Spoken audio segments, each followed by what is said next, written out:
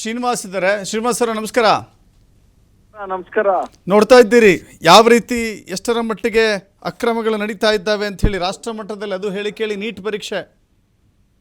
ಈಗ ನಾನು ಹೇಳಿಕೆ ಏನ್ ಇಷ್ಟ ಪಡ್ತೀನಿ ಅಂದ್ರೆ, ಕಳೆದ 10 ವರ್ಷದಲ್ಲಿ 90 ಬಾರಿ ಪೇಪರ್ ಲೀಕ್ ಆಗಿದಾವೆ. ಎಷ್ಟು ಹೇಳಿ? 90 ಬಾರಿ. ಇವರು ಪೇಪರ್ ಲೀಕ್ ನ ಸಿಸ್ಟಮ್ಯಾಟಿಕ್ ಫ್ಯಾಕ್ಟ್ರಿ ತರ ಮಾಡಿದ್ದಾರೆ.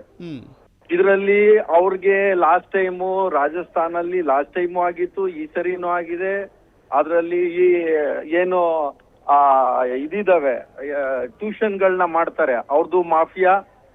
ಏನ್ ಸ್ಪೀಕರ್ ಎಲ್ಲಿಂದ ಬರ್ತಾರೆ? ಸ್ಪೀಕರ್ ಬಂದ್ಬಿಟ್ಟು ರಾಜಸ್ಥಾನ್ ಕೋಟಾ. ಪೇಪರ್ ಲೀಕ್ ಆಗಿರೋದಲ್ಲಿ ಅದೇ ಭಾಗದಲ್ಲಿ. ಹಿಂದೆನೂ ಆ ಹೆಸರು ಎಲ್ಲೋ ಒಂದ್ ರೀತಿ ತಳ್ಕ ಹಾಕಿತ್ತು. ಏನು ಎಜುಕೇಶನ್ ಮಿನಿಸ್ಟ್ರಿ ಇದಾರಲ್ಲ, ಇವ್ರ ಹೆಸರು ಲೀಕ್ ಪ್ರಧಾನ್ ಅಂತ ಇಡ್ಬೇಕು. ಧರ್ಮೇಂದ್ರ ಪ್ರಧಾನ್ ಅಲ್ಲ ಇವರು, ಪೇಪರ್ ಲೀಕ್ ಪ್ರಧಾನ್ ಅಂತ ಇವ್ರ ಹೆಸರು ಇಡ್ಬೇಕು. ಯಾಕೆಂದ್ರೆ ಈ ದೇಶದ ಯುವಕರು ಏನು ಒಂದು ಫ್ಯೂಚರ್, ಒಂದು ವಿಷನ್ ಇಟ್ಕೊಂಡಿರ್ತಾರೆ, ಅವ್ರ ಜೊತೆ ವ್ಯವಸ್ಥಿತವಾಗಿ ಏನೊಂದು ಈ ಎಲೆಕ್ಷನ್ ಎಕ್ಸಾಮ್ ಬಂದಾಗ ಅವ್ರ ಪೇಪರ್ ಲೀಕ್ ಕನ್ಯಾಕುಮಾರಿಯಿಂದ ಕಾಶ್ಮೀರ್ಗೆ ಅಟಕ್ಸಿಂದ ಕಟಕ್ವರೆಗೂ ಏನ್ ವ್ಯವಸ್ಥಿತವಾಗಿ ಇವ್ರು ಮಾಡ್ತಾರೆ ಅಂದ್ರೆ, ಎಲ್ಲೋ ಒಂದ್ ರೀತಿ RSS ಅವ್ರಿಗೂ ನಾರ್ತ್ ಇಂಡಿಯಾದಲ್ಲಿ ಅತಿ ಹೆಚ್ಚು ಆಗಿರೋದು, ಅವ್ರಿಗೆಲ್ಲ ಅನುಕೂಲ ಆಗೋ ರೀತಿ ನೋಡಿದ್ರೆ ಇದರಲ್ಲಿ ಬಹಳ ದೊಡ್ಡದೊಂದು ಕೈವಾಡ ಇದೆ. ಅಂದ್ರೆ ಪೇಪರ್ ಲೀಕ್ ಆಗೋದು ಆಕಸ್ಮಿಕವಲ್ಲ, ಉದ್ದೇಶ ಪೂರ್ವಕವಾಗಿ ಅಂತ ಹೇಳ್ತಾ ಇದ್ದೀರಿ. ಇದ್ರಲ್ಲಿ ಎಸ್ಪೆಷಲಿ ಆಗಿರೋದು ಉದ್ದೇಶಕ ಪೂರ್ವಕವಾಗಿ. ನೀವು ಉತ್ತರ ಪ್ರದೇಶ ತಗೊಳ್ಳಿ, ನೀವು ಗುಜರಾತ್ ತಗೊಳ್ಳಿ, ಈಗ ರಾಜಸ್ಥಾನ, ಹರಿಯಾಣ ಎಲ್ಲ ಯಾವ್ದು ಡಬಲ್ ಇಂಜಿನ್ ಸರ್ಕಾರ ಇವ್ರದ್ದು. ಡಬಲ್ ಇಂಜಿನ್ ಸರ್ಕಾರ ಇರೋತ್ರ ಪೇಪರ್ ಲೀಕ್ ಆಗ್ತಾ ಇದೆ ಅಂದ್ರೆ ಸಾಮಾನ್ಯ ವಿದ್ಯಾರ್ಥಿಗಳಿಗೆ ಇವ್ರು ಹೇಳ್ಬಿಟ್ರು, ಆಯ್ತು ನಾವೀಗ ಎಕ್ಸಾಮ್ ನ ಕ್ಯಾನ್ಸಲ್ ಮಾಡಿದೀವಿ, ಅವರಿಗೆ ರೀಫಂಡ್ ಮಾಡ್ತೀವಿ. ಆದ್ರೆ ತಂದೆ ತಾಯಿಗಳು, ವಿದ್ಯಾರ್ಥಿಗಳು ಹಗಲು ರಾತ್ರಿ ಕಷ್ಟಪಟ್ಟು ಓದಿದ್ದಾರೆ. ಈ ದೇಶದ ಫ್ಯೂಚರ್ ಇಂಜಿನಿಯರು, ಡಾಕ್ಟ್ರು, ಈ ದೇಶದ IPS IAS ಎಲ್ಲ ಆಗ್ಬೇಕು ಅಂತ ಒಂದು ಕನ್ಸನ್ನ ಕಟ್ಕೊಂಡಿರೋಂತ ವಿದ್ಯಾರ್ಥಿಗಳಿಗೆ ಅವಾಗ ಅವ್ರ ಮೇಲೆ ಈ ರೀತಿಯಾದಂತ ಪೇಪರ್ ಲೀಕ್ ನ ಮಾಡಿ ಅವ್ರ ಕನ್ಸನ್ನ ಎಲ್ಲೋ ಒಂದ್ ರೀತಿ ನುಚ್ಚು ನೂರು ಮಾಡೋದಕ್ಕೆ ಈ ಸರ್ಕಾರ ವ್ಯವಸ್ಥಿತವಾಗಿ ಇಳಿದಿದೆ. ಈ ಸರ್ಕಾರ ಪೇಪರ್ ಲೀಕ್ ಸರ್ಕಾರ.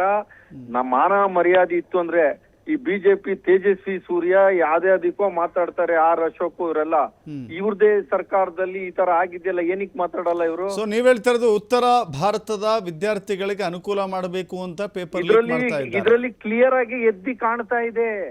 ಓಕೆ, ಇದರಲ್ಲಿ ಕ್ಲಿಯರ್ ಆಗಿ ಕಾಣ್ತಾ ಇದೆ.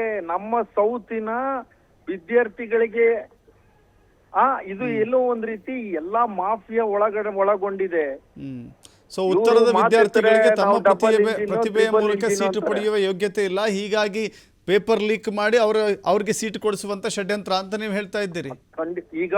ಈಗ ಈ ಹಿಂದಿನ ಬಾರಿ ಪೇಪರ್ ಲೀಕ್ ಆದಾಗ RSS ನ ಬಿಜೆಪಿ ನಾಯಕರು ಮಕ್ಕಳು ಬಂದ್ರು. ಈಗ ಏಜೆನ್ಸಿ ಇದೆ, ಆ ಏಜೆನ್ಸಿ ಇವತ್ತವರೆಗೂ ಯಾರ ಮೇಲೆ ಇದನ್ನ ಮಾಡಿದ್ದಾರೆ, ಆಕ್ಷನ್ ತಗೊಂಡಿದ್ದಾರೆ? ಯಾರು ಒಬ್ರು ಹೇಳಿ. ಮತ್ ಏಜೆನ್ಸಿ ಏನಕ್ಕೆ? ಈಗ 10 ವರ್ಷದಲ್ಲಿ 90 ಸರಿ ಪೇಪರ್ ಲೀಕ್ ಆದ್ರೂನು ಒಬ್ರ ಮೇಲೂ ಯಾವುದೇ ರೀತಿಯಾದಂತ ಸರಿಯಾದ ಶಿಕ್ಷೆಗೆ ಒಳಪಡಿಸಿಲ್ಲ. ಇದು ಪ್ರತಿ ಸರಿ ಆಗ್ತಾ ಇದೆ ಅಂದ್ರೆ ಇದು ಎಲ್ಲೋ ಒಂದ್ ರೀತಿ ಕ್ಲಿಯರ್ ಆಗಿ ಕಾಣ್ತಾ ಇದೆ.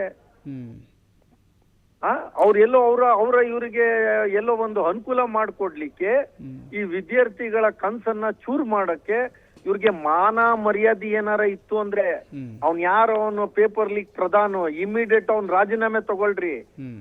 ಇವ್ರು ಏನಾರ ನಿಜವಾಗ್ಲೂ ಮಾತೆತ್ತಿದ್ರೆ ದೊಡ್ಡ ಭಾಷಣಗಳನ್ನ ಮಾಡ್ತಾರಲ್ಲ ಇವರು, ಇಲ್ಲಿ ಬಿಜೆಪಿ ಸೆಂಟ್ರಲ್ ನಾಯಕರೆಲ್ಲ ಬೆಂಗಳೂರಲ್ಲಿ ಬಂದು ಮಾತಾಡೋದಲ್ಲ.